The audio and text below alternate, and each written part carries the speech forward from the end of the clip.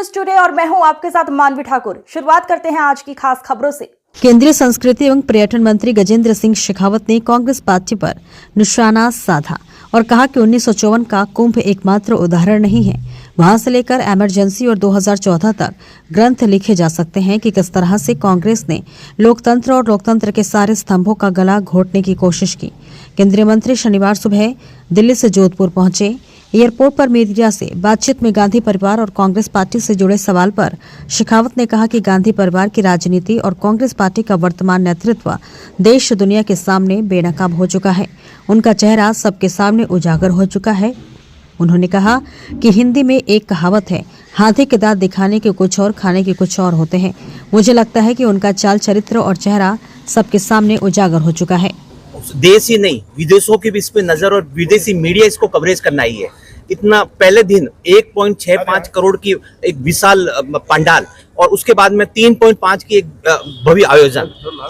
देखिए, निश्चित रूप से कुंभ विश्व के लिए एक अनूठा उत्सव है, जहां स्वतः स्फूर्त भाव से देश और दुनिया से करोड़ों लोग श्रद्धा का भाव लेकर के, कुछ उत्सुकता का भाव लेकर के, कुछ कौतूहलता दुनिया भर से जानने के लिए कितना बड़ा आयोजन कैसे किसी देश में एक स्थान पर हो सकता है।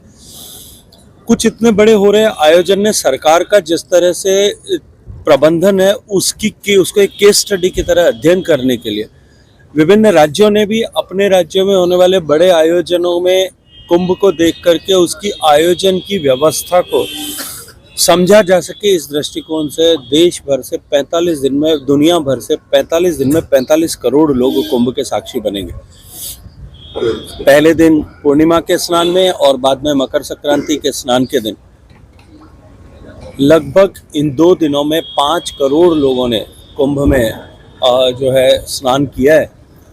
लेकिन इसके साथ साथ में लगभग 15 लाख लोग जो हैं कुंभ में पूरे 45 दिन तक रह करके कल्पवास कर, लगभग इतनी बड़ी संख्या साधुओं की है जो पूरे 45 दिन तक लगभग कुंभ में रहने वाले हैं।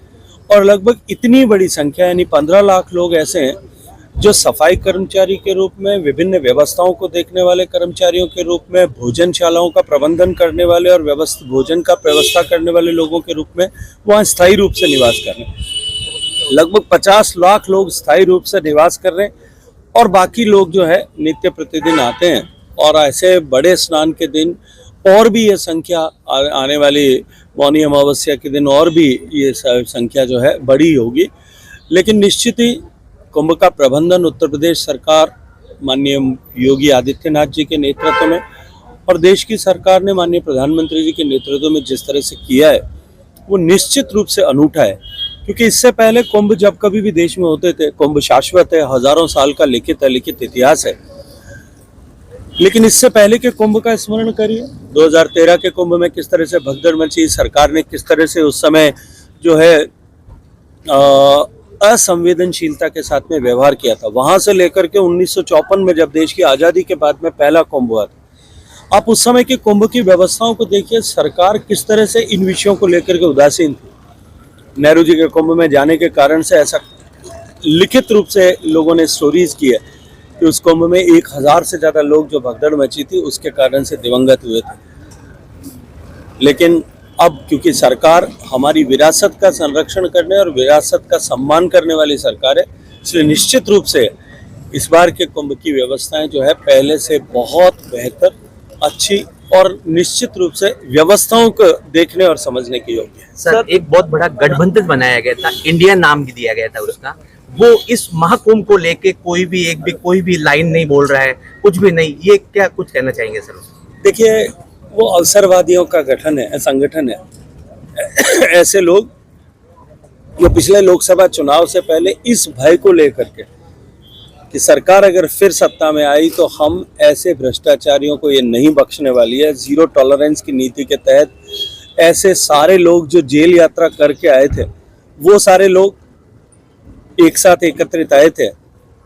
मुझे नहीं लगता कि ऐसे लोगों और ऐसे आचरण और व्यवहार करने वाले लोगों से, जिन्होंने कुंभ को पहले सत्ताओं में रहते हुए इस उदासीनता के भाव के साथ में, असंवेदनशीलता के साथ में देखा है, वो कुंभ की महत्ता और आस्था को भी समझते हो। सर, राहुल गांधी के बयान को किस तरह से देखते हैं? देश जरूर ने ट्वीट भी किया था किस तरह से। राहुल गांधी जी के कौन से बयान के परिप्रेक्ष्य जो में आप आपने बात कर लिखा रहे था कि उनके ही वंशज उनका मुखौटा होता है। हैं? देखिए, गांधी परिवार की राजनीति और वर्तमान में नेतृत्व कांग्रेस पार्टी का, उसको लेकर के अब देश और दुनिया के सामने वो बेनकाब हो चुके हैं। उनका चेहरा सबके सामने उजागर हो गया।